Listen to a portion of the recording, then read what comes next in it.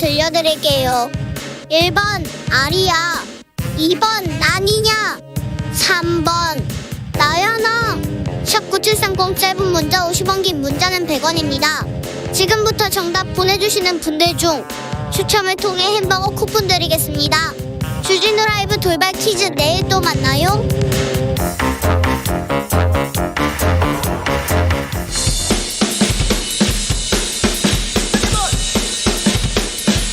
틱탁 틱탁 현란한 입담의 환상 드리블. 오늘 이 뉴스를 주목하라. 이슈 티키타카.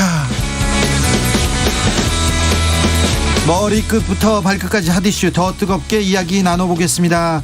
오늘 특별 손님입니다. 김경진 전 의원 모셨습니다. 어서 오십시오. 안녕하세요. 네, 반갑습니다. 윤석열 캠프에서 굉장히 중요한 역할을 하시고 굉장히 바쁘셨는데 저희가 어렵게 모셨습니다. 자, 충청을 계속 이렇게 다니고 있습니다. 저기 윤석열 후보는 며칠 동안 2박 3일 충청 민심 행보 다녀왔는데 어땠습니까? 충청에서? 저는 안 따라갔어요. 근데 분위기는 어땠다고 합니까? 저도 기사 보고 알았어요. 아, 그래요? 기사 보고 알았다고 하면 패싱했다고 그래요. 아, 그래요? 네. 패싱 당해도 싸죠. 아니 무슨. 근데 네. 서문시장 가서 삼겹살도 먹고 청년들도 계속 만나더라고요. 당연히 만나야 되겠죠. 후보가 그러니까 후보 시기에 네. 많은 사람들을 만나고 그분들의 현장의 목소리를 듣고 그분들의 느낌을 이렇게 이어받는 것이 굉장히 중요한 과정들이거든요. 네. 그러면서 이제 자연스럽게 공직을 맡게 되면 민생을 챙기고 이제 이런 마음이 생기는 것이라 사람을 많이 만나면 만날수록 좋다라는 것이고, 어쨌든 이번 대선에서는 이제 제 판단으로는 부울경, 네. 그다음에 충청권, 그다음에 경기권 아마 세 군데가 가장 치열한 접점이 있을 것 같아요. 알겠습니다. 최진봉 교수님. 네, 안녕하십니까. 충청 행보, 윤석열 후보의 충청 행보 어떻게 보셨어요? 그러니까 충청 행보는 사실 양쪽 다 이재명 후보든 윤석열 후보든 충청권이 이제 중요하잖아요. 그렇죠. 사실 어느 한쪽을 지지하는 쪽보다는 네. 스윙보트 역할을 했기 때문에 그래서 아마 충청권에 공을 들이고 있는 것 같고, 네. 뭐 이제 중요한 건 충청 시민들이나 주민들이 어떻게 보느냐 하는 문제라고 봐요. 저는 그런가요? 정책적인 문제에 대결이 되지 않을까 하는 생각이 듭니다. 충북 청주에 가서는 강소기업을 찾아서 52시간제에 대한 말씀을 하셨어요. 이게 조금 논란이 됩니다. 뭐라고 하셨는지 좀 들어볼까요? 해저 시급제라든지 주 52시간이라고 하는 게 굉장히 비현실적이고 기업 운영에 지장이 정말 많다. 이런 탁상공론 때문에 참 중소기업 하기 어렵다 하는 말씀 잘 들었고, 비현실적인 제도들은 다 철폐해 나가도록 이렇게 하겠습니다. 네. 중소기업을 찾아서는 비현실적인 제도 다 철폐해 나가도록 하겠다, 이렇게 얘기했습니다. 그러니까 이제 현장의 목소리를 들으면서 이제 저런 말씀을 하신 것 같고요. 그러니까 52시간제는 사실은 도입될 때부터 계속해서 논란이 좀 있었죠. 이게 뭐냐면 일이, 네. 그러니까 가령 주중에 토요일, 일요일에 어떻게 보면 일이 몰리는 직업군이 있을 수 있고요. 네. 또 월말에 일이 몰릴 수도 있고, 또 계절적으로는 보면 한여름이나 한겨울에 일이 몰리는 직업군이 있는데, 이거를 주 단위로 이제 이 52시간을 딱 끊어서 하는 것이 법제화가 돼 있다 보니까 어떻게 보면 근무의 탄력성이 없어지면서 중소기업 하시는 분들은 애로점이 대단히 많은 것 같아요. 네. 그래서 아마 이게 생산 현장에 갈 때마다 계속해서 그 얘기를 후보께서 들으시는 것 같아요. 그래서 그런 부분에 대해서 사실은 입법 이후에도 보완이 조금씩 되어 왔는데 여전히 그 보완된 것만 가지고는 부족하다라고 현장에서는 느끼고 있는 것 같고, 그 목소리를 후보가 이번에도 들으신 것 같아요. 52시간제를 철폐하거나 없애거나 그러진 않는 거죠. 그러니까 이제 보완할 지점을 찾아서 좀 보완을 많이 해야겠죠. 이 부분에 대해서는 오해가 있다면서 오늘 해명했습니다. 잠깐 듣고 올게요. 이 최저임금제와 주 52시간이 영세 그 중소기업의 운영에 굉장히 그 장애가 많다. 제가 향후 차기 정부를 담당하게 되면 이런 현장의 목소리를 잘 반영한 정책을 입안하겠다. 이런 말씀을 드린 것입니다. 그런 말이라고 합니다. 최진봉 교수님. 그러니까요. 나중에 이제 그 해명을 했는데 처음 발언이 논란이라고 저는 생각해요. 문제가 있다고 보고, 주 52시간 같은 경우도 지금 뭐 김경진 전 의원은 해석을 잘 해주셨는데, 뭐 예외 조항에 대해서 논의를 해보자 이렇게 얘기하면 어느 정도 이해가 돼요. 근데 지금 현재도요, 주 52시간 예외 조항이 있는데 특별 연장 근로 같은 경우에 장관이 인가를 하게 되면 40시간, 주 40시간 플러스 12시간하고 또 12시간, 그러니까 64시간까지 일을 하게 돼 있어요. 연속 2주 내에. 왜냐하면 지난번에 윤석열 후보가 했던 말 중에 또 논란이 120시간 얘기했잖아요. 네. 그러면서 이제 그럼 사람 죽으라는 거냐 이런 비판이 많았어요. 그러니까 어느 정도 하더라도 64시간 이상은 또 못하도록 막아놓은 규정이 있는데 64시간까지 늘릴 수 있고요. 추가 연장 근로 같은 경우도 30명 미만 사업장 같은 경우에 40시간, 12시간 플러스 8시간, 60시간까지 일하게 돼 있어요. 현재도. 네. 그러니까 지금 현재도 여러 가지 예외 조항이 있고 지금 말씀하신 것처럼 업종에 따라서 그런 필요가 있다고 하면 그 논의를 해볼 수는 있어요. 근데 이거 자체가 50시간을 다 철폐해버리겠다 이렇게 얘기한 건 정말 잘못된 발언이고 또 하나 최저임금제도 마찬가지입니다. 최저임금제를 만약에 폐지해버리면요. 알바하는 학생들 같은 경우에 정말 노동력을 그냥 싼 값에 그냥 이렇게 가는 경우도 많고 또 하나는 이제 52시간이나 최저임금제 관련해서 52시간 관련해서는 지난번에도 우리 그 택배 노동하시는 분들 네. 과로사 때문에 사망하시는 사례들 계속 나오고 있잖아요. 이런 걸 막기 위해서 우리가 이런 제도를 만든 건데 이 제도에 문제점이 있다면 이렇게 좀 시정해 봅시다. 이렇게 얘기했다면 어느 정도 설득력이 있을 텐데 네. 철폐란 말이 들어가면서 물론 나중에 해명을 했습니다만 상당히 큰 논란이 되고 있죠. 지금 윤석열 후보 충청 행보하고 있습니다. 그리고 중소기업 다 계속 만나고 있고 청년들 계속 만나고 있는데요. 근데 관심이 온통 이준석 대표한테 가 있어요. 이준석 대표 어디 가셨어요? 뭐 하세요 지금? 그 뉴스 보니까 부산에 계시던데요. 그러니까요. 네. 그리고 오늘은 아마 또 순천으로 네. 이동하셨다는 것 같던데. 부산 순천 좋죠. 음식도 맛있고. 아니 근데 현장에서 일하시던데요 보니까. 일하신다고요? 부산은 가서 지금 부산시장의 정무특보를 만나서 네. 지금 부산시장이 저기 박형준 시장이잖아요. 그래서 네. 아마 부산의 현안 사업을 야당의 당대표로서 챙길 수 있는 방법이 무엇인가 예. 일단 그 논의를 했었다는 것 같고 두 번째는 장제원 의원 사무실에 네. 찾아가서 당원 증감 현황이라든지 현재 지역위원회 운영 과정에서 여러 가지 문제점이라든지 이런 애로사항 청취를 했다는 것 같고요. 오늘은 순천으로 옮겨서 천하람 변호사 네. 아마 지역위원회로 가서 네. 거기서 이런저런 현황이나 상황 파악을 계속 이런저런 현황. 아마 어제 또 부산에서 예. 누구지 그 정의화. 정의화 국회의장님 만났고 그래서 지역 쭉 돌아다니면서 지역의 각각의 어떤 상황들을 챙겨보고 있는 것 같아요. 네, 그렇습니까? 그럼 일정은 다 그냥 펑크 내고 전화기도 끄고 원내대표 전화도 안 받고 사무총장도 안 만나고 당무를 보고 계십니까?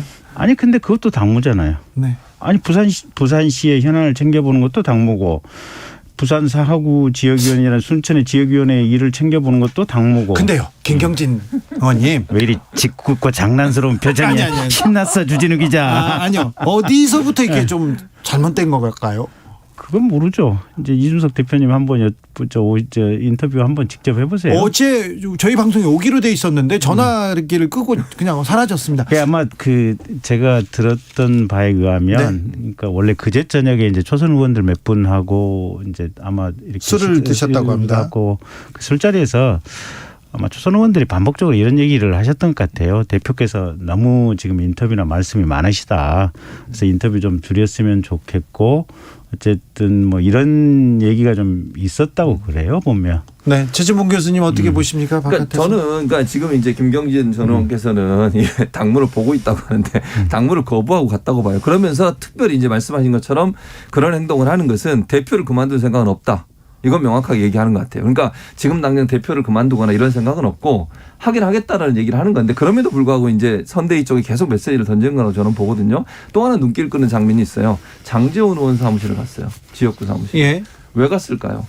여러 가지 해석을 할 수 있을 텐데 저는 그거 자체도 메시지가 되지 않겠나는 생각이 들어요. 그러니까 예를 들면 사실 이제 논란이 돼. 물론 장제원 의원은 본인은 안 하시겠다고 다 나가셨고 뭐 지금 회의에 참석하는지 안 하는지 모르겠습니다. 그러니까 논란이 그전에 뭐 보도가 돼가지고 논란이 됐으니까 그런 부분도 어느 정도 저는 예를 들면 이제 이준석 대표가 여러 가지 공격했고 비판했던 지점이 뭐냐면 그 주변에 그러니까 윤석열 후보 측근에 있는 몇 분이 주도적으로 역할을 하시다 보니 김종인 전 비대위원장의 갈등도 더 증폭이 됐고 이런 문제가 발생했으니 여기에 대한 이제 본인의 불만을 표시하는 하나의 방법이 저는 또 장제원 의원 그 지역 사무실을 간 게 아닌가 하는 개인적인 생각이 있고요.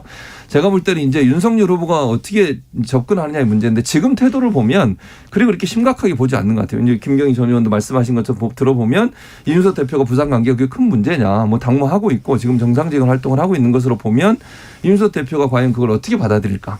저는 그게 부정적인 영향을 미치지 않을까 하는 걱정과 우려가 있습니다.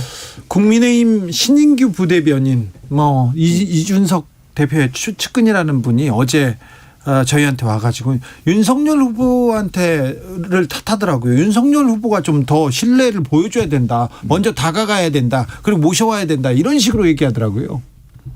어떻게든지 후보하고 대표의 사이를 벌렸으면 좋겠죠. 아니요. 이렇게 얘기를 저 국민의힘 부대변인이 이렇게 얘기하더라고요. 저도 오늘 기사를 봤는데 네. 윤 후보께서 이렇게 표현을 민주주의 정당에서는 이견이 있을 수밖에 없다. 예? 이견이 있는 건 자연스러운 상황이고 아마 대표께서 지역 순회를 하고 올라오시면 이견 부분에 대해서 그 전에도 가령 이수정 교수 선대위원장 임명이라든지 여러 가지 과정에서 협의를 하려고 노력을 했었고 김종인 비대위원장 모시고 오는 부분도 했지만 혹여 또 협의가 부족했거나 여전히 이견이 있는 부분은 그때 또 계속해서 협의를 하고 의견 조율을 위해서 최선을 다하겠다 이렇게 윤석열 후보가 얘기했거든요. 그렇게 노력하면 하는 과정이 중요한 거죠. 예. 그러면 되지 않나요? 이 사안이 좀 장기화되면 윤석열 후보의 대선 가도에 좀 지장이 있을까요? 당연히 지장이 있죠. 그러니까 이거는 이준석 대표가 이제 당무를 하고 있다고 보시니까 저하고 생각이 좀 다른 건데 저는 이준석 대표가 본인의 어떤 행동을 통해서 말을 하고 있다고 생각해요. 아까 이제 어제 나오신 분 설명도 해주셨는데 선대위에 본인의 의사를 전달하는 방식이 말로는 안 되니까 행동을 옮겼다고 보는데 이게 만약 장기화되면 지금 현재 이제 당내에서도 비판적 여론이 좀 있잖아요. 물론 이준석 대표를 비판하는 여론도 있습니다만 중진들이나 이런 분들도 당대표를 그렇게 패싱하면 되느냐 이런 비판도 있고 이게 계속 언론에 보도가 되면 윤석열 후보에 대해서는 절대 도움이 안 된다고 봐요. 저는 개인적으로. 네. 근데 이거 집안을 가출하거나 이렇게 어디 가는 건 중학교 때 있었던 일인데 저 좀 당황스럽습니다. 정당사에서도 대통령 후보가 이렇게 딱 꾸려지고 캠페인 100일 남겨놓고 당대표가 이게 가출하는 경우는 좀 아니 근데 지역 순회 선거 운동을 하고 있다 이렇게 선회할 수도 있잖아요. 네. 꼭 그렇게 가출이라는 표현을 쓰셔야 되겠어요. 알겠습니다. 아니 집을 나갔다고요. 근데 그러면 문제는 이준석 대표가 그걸 제 김경진 전 의원 말씀을 들으면 네. 기분이 좀 안 좋지 않을까 하는 생각이 들어요. 아니 개인적으로. 지금 김경진 의원은 지금 이준석 대표를 아주 따뜻하게 방어하고 계십니다. 일을 열심히 하신다고 제가 말씀을 드리는 일을 열심히 하신다는 네. 말은 네. 불평 없이 그냥 본인의 행보를 하고 있는 것이지 이게 예를 들면 자명이나 아니면 잠적이 아니다 이렇게 얘기를 하시는 거잖아요. 그런데 제가 그냥 판단하기는 이준석 대표는 그걸 어필하고 싶은 건데 자명을 해서 지금 불만이 있다는 걸 얘기하고 싶은 와서 건데 잡아달라고. 그렇지 바로 그런 거죠. 와서 잡아줘야 돼. 근데 그걸 안 하는 것 안 하겠다는 아니 그래서 거잖아요. 후보께서 이준석 대표가 올라오시면 그래 지금까지 설득하려고 많은 노력을 했었고 의견의 어떤 차이를 좁히려고 노력을 했었는데 네. 여전히 부족한 점이 있으면 계속해서 대화하고 풀 거 풀고 노력하겠다 이렇게 얘기를 했어요. 네. 윤석열 핵심 관계자인 김경진 의원님 윤핵관은 누굽니까 뭡니까 있습니까 실체가? 그러니까 찌라시가 2개가 돌대요. 네. 어제 그러니까 저도 찌라시 2개 H모 씨라고 하는 찌라시가 하나 돌았고 장제원 의원이 아닌 제이모 씨라고 하는 찌라시가 하나 돌았는데 네. 어제 MBN 방송에서 장성철 평론가가 그 제이모 씨의 이름을 실명으로 깠어요. 네. 까고 저도 그 옆자리에 있었는데 근데 그 제이모 씨가 그 제이모 씨인지는 사실은 제가 확신할 수가 없어서 이 자리에 다시 그냥 제이모 씨라고 표현할게요. 네. 근데 모르겠어요. 모르겠고 저도 사실은 이제 예비 캠프에 있을 때 전현직 의원들 그룹들끼리 서로 이제 어느 정도 소통은 좀 했거든요. 네. 계속해서 도대체 그 자가 누구냐. 네. 그리고 나가는 얘기가 그렇게 정확하지도 않은 얘기가 왜 계속해서 나가냐. 그렇죠. 네, 그런 얘기를 했는데 모르겠어요. 네. 저는 몰라요. 찌라시는 아무튼 정보지를 말하는 얘기입니다. 아무튼 막 돌아다닙니다. 대선판에는 아무튼 정보지입니다. 9663님께서 김병민 씨가 안 보이는데 혹시 윤석열 캠프의 윤핵관인가요? 아니 옆에서 지금 후보를 보자 하고 있고요. 지금 핵심 관계자인 김경진 의원과 얘기하고 있습니다. 어떻게든지 지금 윤석열 캠프 아장내고 싶어가지고 아니, 그렇죠. 이렇게 사회자가 편파 진행해도 되는 겁니까? 아니 무슨 소리세요? 오랜만에 나오셔서 정신 좀 차리세요. 지금 공정한데. 공정하지 않아 이거. 아니, 공정하지 않아. 그럼 안 핵심 관계자라고 할까요? 아니 그건 맞는 얘기예요. 저는 아유. 핵심 관계자가 아니야. 자 이슈 티키타카는 잠시 후에 6시에 이어가겠습니다. 김경진 그리고 최진봉 교수와 함께 하고 있습니다.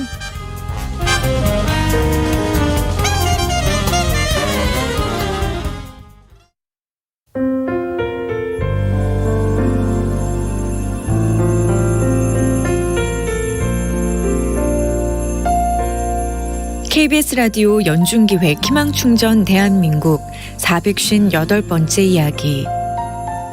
안녕하세요. 아나운서 이현주입니다. 올해 초등학교에 입학한 게 기적처럼 느껴지는 기은이는 6년 전 부모님과 함께 차를 타고 가다가 교통사고를 당했습니다. 부모님도 다치셨지만 생사를 오갈 정도로 크게 다친 건 두 돌도 채 되지 않은 기은이었습니다. 두개골이 골절되면서 큰 수술을 받았는데요. 결국 몸의 왼쪽 기능이 마비되는 무서운 후유증이 남았습니다. 매일을 눈물로 지새우던 부모님은 기은이가 재활치료를 받으면서 호전되는 모습이 기뻤는데요. 한편으론 막막하기도 합니다. 만만치 않은 치료비에 어쩌면 치료를 중단해야 할지도 모르기 때문입니다. 부디 기은이가 지금처럼 꾸준히 재활치료를 받아서 당당히 세상 속에 나아갈 수 있도록 여러분이 기적을 보여주세요.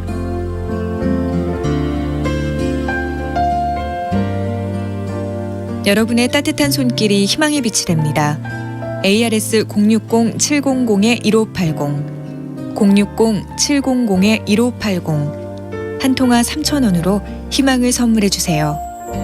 KBS 라디오 연중기획 희망충전 대한민국은 초록우산 어린이재단, 인탑스 주식회사 그리고 청취자 여러분과 함께합니다. ARS 060-700-1580 한 통화 3,000원입니다.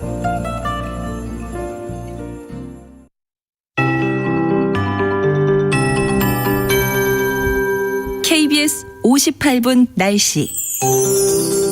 흑산도와 홍도에는 강풍 경보가, 거문도, 초도, 또 경북 동해안과 산지 쪽에 강풍주의보 내려져 있습니다. 해안은 전체적으로 특보가 남아있다고 보시면 되겠습니다. 오늘 저녁까지 서해안을 중심으로 비나 눈이 조금 더 내리겠습니다. 앞으로 예상되는 적설 강수량은 적지만 그간 내린 눈을 감안할 때 이 도로가 얼어서 미끄러울 수 있겠습니다. 교통안전에 유의하셔야겠습니다. 이 눈과는 다르게 겨울비는 조용한 편입니다. 공기 중에 포함된 수증기 양이 적기 때문에 빗방울이 작고 가랑비 수준인 경우가 많은데요. 앞으로 내리게 될 비의 양도 5mm 미만이 되겠습니다.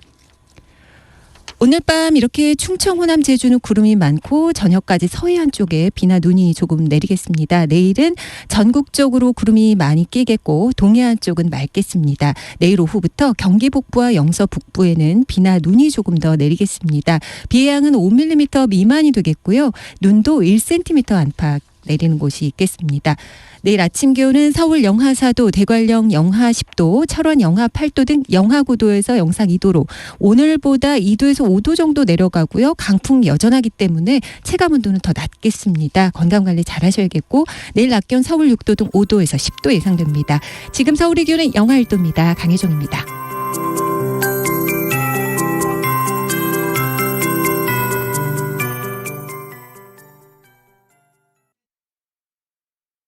정성을 다하는 국민의 방송 KBS가 6시를 알려드립니다. AM 711kHz, FM 97.3MHz, KBS 1라디오입니다. HLKA.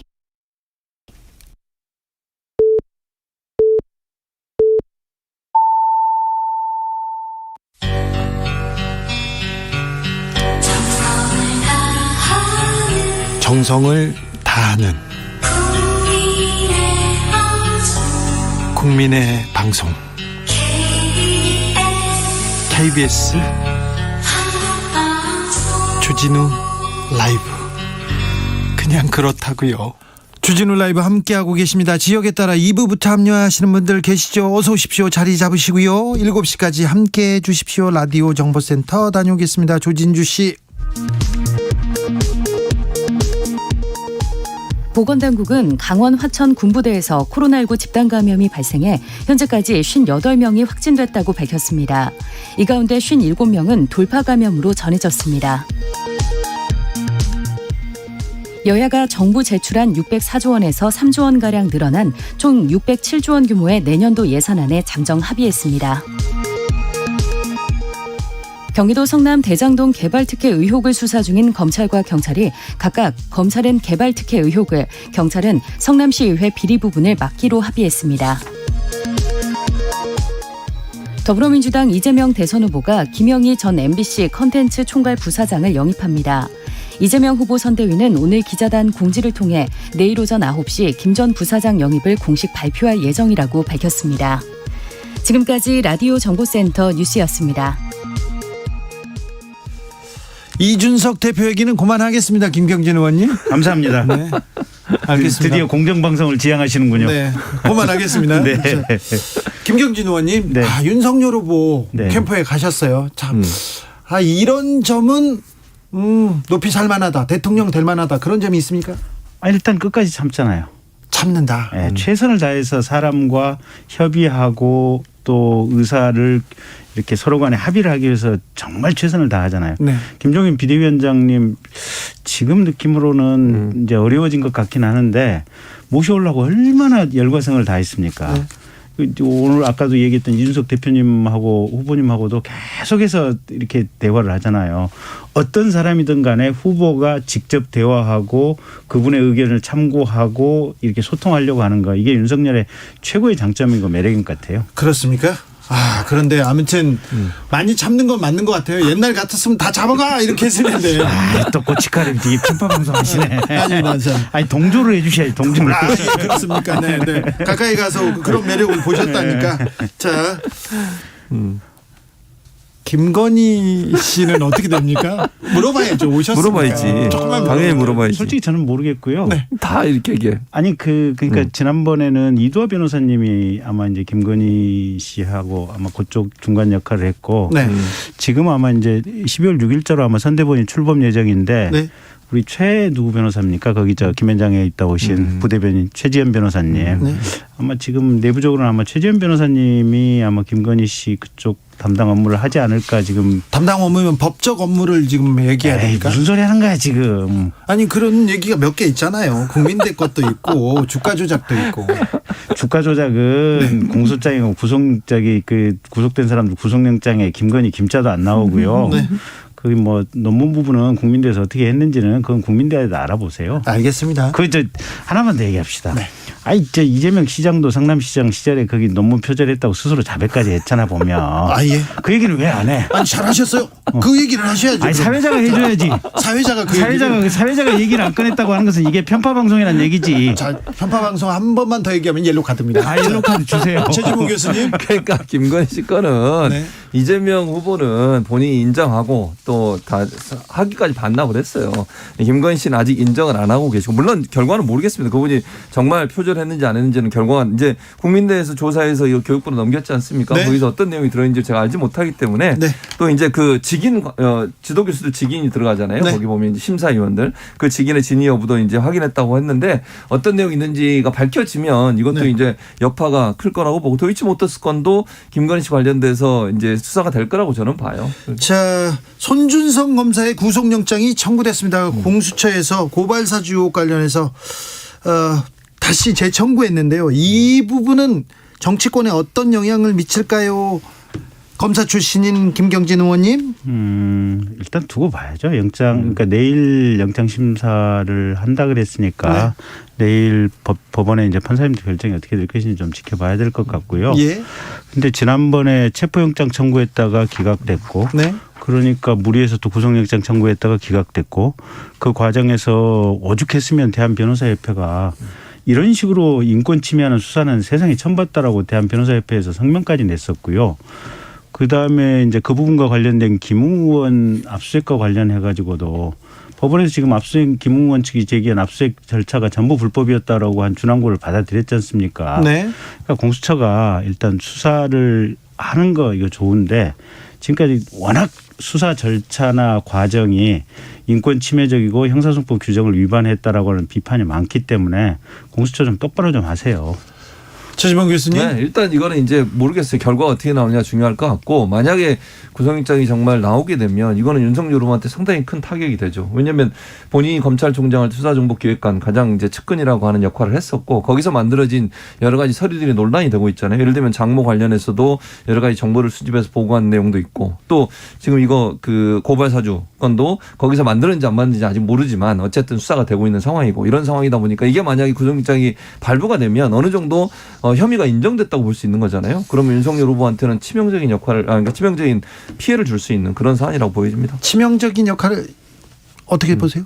치명적인 역할이 있을 수가 없죠. 이게 그때 윤석열은 추미애 장관께서 임명한 검찰 인사에 의해서 사실은 대검찰청에서 완전히 포위돼서 혼자 외롭게 있었던 상황이고 그래서 본인이 그런 지시를 할 수 있는 상황이나 맥락도 아니었고 특히 검찰이라고 하는 게 사건 수사를 자신들이 수사를 하고 싶으면 인지수사를 할 권한이 있는데 굳이 추미애 법무부에 의해서 포위돼 있는데 야당발로 고소고발장을 내게 한다? 이건 상식에도 안 맞거든요. 그래서 이게 윤석열 후보가 무슨 사주를 했을 것이다. 또는 윤석열 후보가 이 사건 수사에 따라서 타격을 입을 것이다. 이건 말도 안 되는 얘기다라고 생각을 하고 있습니다. 윤석열 후보가 타격을 입지 않을 것이다. 하지만 손준성 검사가 만약에 그 한 일이 법원에 의해서 유죄로 판단된다면 이건 좀 심각한 일이죠. 그렇죠. 네. 넘어가겠습니다. 답변이 아니 당연히 네. 그 공직자가 그런 일을 하면 안 되지. 그렇죠. 검사가 그런 일을 하면 아니 검사가 근데 정치권. 그게 큰일 나지. 아니 그게 제가 볼 때는 이게 정말 희대의 미스터리인 게 검사 자체가 인지수사권이 있어요. 내가 범죄라고 생각을 하면 고발장이 안 들어와도 검사 직권으로 수사를 할 수가 있는 거야. 네. 그렇잖아요. 네. 그런데 굳이 힘도 없는 이게 뭐 100석짜리 야당발 고발장을 받아가지고 검사가 수사를 하려고 한다? 전혀 지금 앞뒤 맥락이 안 아니 맞는 근데 상황이에요. 김웅 의원이 준성이가 그렇게 시켰다고 얘기했잖아요. 최초에. 그거는 김웅이 정신이 혼미해서 했을 수도 있고. 넘어가죠. 지켜봅시다. 네. 지켜보시죠. 네. 곽상도 의원의 영장실질심사가 오늘 있었습니다. 만약에 이 곽상도 전 의원은 뇌물 혐의는 아니지만 굉장히 좀 부도덕하다고 밖에 보일 수가 보여집니다. 예. 그러니까 알선수재잖아요. 그러니까 네. 지금 현재 혐의는 뇌물이 아니라 하나은행이 컨소시엄, 그러니까 하천대유가 하나은행하고 컨소시엄 하려다가 틀어지니까 그거 좀 잘 되게 해달라고 하나은행에 압력을 넣고 그 하나은행이 그걸 받아가지고 그러니까 요청을 받아들여서 화천대유와 컨소시엄 이루어서 대장 사업에 뛰어들었다는 거 아닙니까? 그 과정에서 곽상도 전 의원이 역할을 했다는 게 지금 검찰의 판단이에요. 그래서 이제 기소를 한 거고 이런 상황이라고 하면 이게 만약 사실이라고 하면 이건 부도덕한 행위죠. 본인이 어쨌든 권력을 갖고 있는 사람이 또 친분을 갖고 있는 사람이 은행에 압력을 넣어서 은행에서 이 사람의 말을 듣고 그걸 해줬고 그걸 대갚아주기 위해서 아들한테 50억을 줬다. 물론 그건 사실관계는 아직 확인이 안 된 겁니다만 만약에 그게 이제 구속영장이 발부가 된다고 하면 그것도 어느 정도 확인이 되는 거잖아요. 그건 정말 부도덕하게 비판받아 마땅한 일이죠. 네. 아니, 당연한 말씀이고요. 그래서 저는 이번에 검찰이 철저히 수사했기를 바라고 네. 철저히 수사해서 구속영장이 발부됐으면 좋겠어요. 이건 뭐 그런 거고 네. 또 박영수 특검도 마찬가지고 또 머니투데이 홍모 회장님도 마찬가지고 속칭 50억 클럽이라고 하는 이 파리떼 여기 붙어서 돈 받은 사람들이 있으면 다 이게 엄벌에 처했으면 좋겠고 예. 게다가 더 나아가서 사실은 그 유동규 씨 오피스텔 압수수색한 날 그 지금 이재명 후보 핵심 측근인 정진상 씨랑 그게 뭐 텔레그램 전화 통화를 했다는 거 아니에요 보면. 예. 그러면 압수수색하기 직전에 그 상황에서 전화 통화를 하고 또 그 전화기를 던지고 그런 부분에 대해서는 지금 증거인멸에 대해서 검찰이 수사를 하고 있는지 안 하고 있는지 모르겠는데 검찰 좀 똑바로 좀 수사를 했으면 좋겠다라는 거고 어쨌든 철저히 수사해서 네. 모든 범죄에 대해서 엄한 처벌이 있었으면 좋겠다라는 입장입니다. 아무튼 대장동 수사에 대해서는 검찰이 조금 검찰의 수사력을 좀 보여줬어야 되는데 많이 아쉬웠습니다. 그죠? 그럴 수밖에 없지. 정권이 검찰을 장악하고 지들 범죄는 숨기려고 하는 게 조국 때부터 봤던 그 역할이니까. 그럼 검사 후배들이 이재명 후보 봐주려고 지금 수사를 하고 있습니다. 그런 꼴이잖아요 지금. 그래요? 내가 혼자 내 조인트를 까주고 싶어. 아 그래요? 네. 아니 근데 그 검사 후배들은 아주 좀 서운하게 생각하고. 서운하라고 그러세요. 네. 전 검찰총장인 윤석열 후보도 비슷한 생각은 아니겠죠? 그래서 윤석열 후보가 뭐라고 얘기를 했냐면 네. 나는 검찰 수사에 대해서 대통령이 되면 아예 관여도 않고 보고도 안 받겠다라고 얘기를 했어요.